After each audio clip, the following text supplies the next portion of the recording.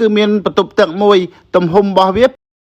នេះបងប្អូនផ្ទះនេះស្អាតអត់បងប្អូនផ្ទះនេះទំហំ8ម៉ែត្រគុណនឹង11ម៉ែត្រមាន2បន្ទប់ខាងក្រោមមានបន្ទប់ខាងលើមួយប្រើជាលក្ខណៈកញ្ចក់ស្លែកទាំងលើទាំងក្រោមហើយមានផ្ទះបាយមួយទៀតសាច់ផ្ទះទំហំ6ម៉ែត្រគុណនឹង8ម៉ែត្រតម្លាក់សយ៉ាបធ្វើផ្ទះបាយ5ម៉ែត្រគុណនឹង8ម៉ែត្របន្ទប់សាច់ផ្ទះយើងរៀបជាលក្ខណៈការ៉ូហើយផ្នែកផ្ទះបាយយើងរៀបជាលក្ខណៈការ៉ាឡាឥឡូវនេះខ្ញុំនាំបងប្អូនទៅមើលមកតួផ្ទះនៃប្រភេទផ្ទះដែលមានទំហំ8ម៉ែត្រគុណនឹង11ម៉ែត្រនេះជូនបងប្អូនទស្សនាទាំងអស់គ្នាគឺរូបរាងបែបហ្នឹងបងប្អូនរូបរាងបែបហ្នឹងជញ្ជាំងផ្នែកខាងក្រោមហ្នឹងបងប្អូនចង់បានពណ៌អីបងប្អូនដាក់ពណ៌ហ្នឹងទៅតាមបេះដូងចំណែកផ្ទះនេះបងប្រុសគាត់យកពណ៌រៀងលឿងខ្ចីពេលដែលយើងបើកភ្លើងមកភ្លើងហ្នឹងវាមាន3តង់វាមានពណ៌ស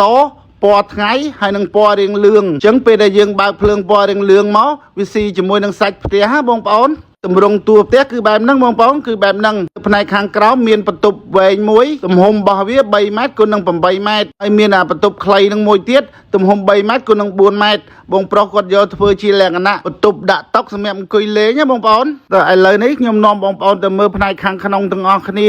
ហើយក្រុមការងារខាងផ្ទះចល័តសុកសេងថៅយើងខ្ញុំ